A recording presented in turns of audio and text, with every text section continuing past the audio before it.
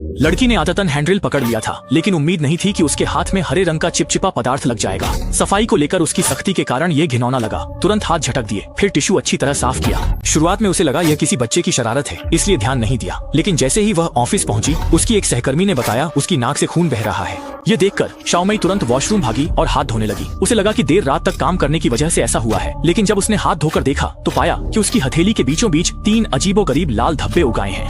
डर के मारे शाओमेई तुरंत अस्पताल भागी, लेकिन डॉक्टर ने जांच के बाद बताया कि यह बस एक सामान्य फंगल संक्रमण है। डॉक्टर ने कहा कि समय पर मरहम लगाओ, जल्दी ठीक हो जाएगा। घर लौटते समय मेट्रो में शाओमी खुद को रोक नहीं पाई और उसने मरहम को प्रभावित जगह पर लगा लिया। उस ठंडक भरे एहसास ने उसे अनायास ही एक सिसकारी लेने पर मजबूर कर दिया।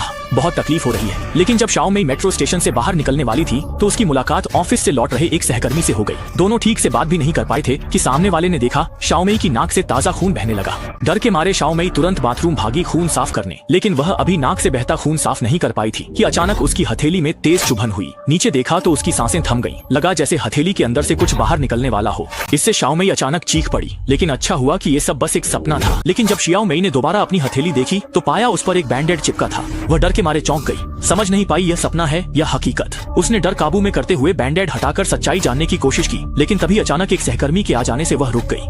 शाओमेई उसके पीछे कमरे से बाहर निकली तो देखा कि पूरा ऑफिस चहल पहल से भरा था। असल में वहाँ नए प्रमोट हुए एंकर का जन्मदिन मनाया जा रहा था। लेकिन जब उसने उस एंकर का दिखावटी व्यवहार देखा, जो सिर्फ लोगों का ध्यान खींचकर इतनी लोकप्रियता हासिल कर पाया था, तो शाओमेई को मिचली आने लगी और वह सीधे टॉयलेट जाकर उल्टी करने लगी। उल्टी करने के बाद शाओमेई ने कंपनी से पहले ही निकलने का फैसला कर लिया, लेकिन उसने सोचा नहीं था कि इसी वक्त उसकी नाक अचानक खून बहने लगा। उसने स्वाभाविक रूप से छूकर देखा, पाया कि उसकी हथेली पर लाल धब्बे थे। सपने में जो हुआ था वही अब हकीकत में हो रहा था। शाओमेई घबरा गई। वह अंतिम स्टेशन तक बैठने का इंतजार नहीं कर पाई और जल्दी वॉशरूम भागी। फिर उसने अपनी हथेली पर लगे बैंडेड को फाड़ दिया। उसकी हथेली लाल धब्बों से भर चुकी थी। उसकी गर्दन पर खुजली होने लगी थी। घबराई शाओमेई ने जल्दी डॉक्टर की मरहम निकाली, लेकिन गलती से जमीन पर गिर गई। जैसे ही वह मरहम उठाने झुकी, एक रहस्यमय व्यक्ति ने मरहम छीन ली। शाओमेई का गुस्सा बढ़ गया और वह मरहम वापस लेने दौड़ी, लेकिन तभी उसकी हथेली में तेज दर्द उठा, जिसने उसे रोक दिया। इसके बाद उसकी डरी नजरों के सामने उसकी हथेली से एक एक कर कोमल अंकुर फूटने लगे।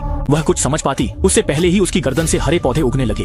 सिर्फ कुछ ही सांसों के भीतर शाओमेई का पूरा शरीर हरे पौधों से ढक गया और वह पूरी तरह से जमीन पर गिरकर निहस बंद हो गई।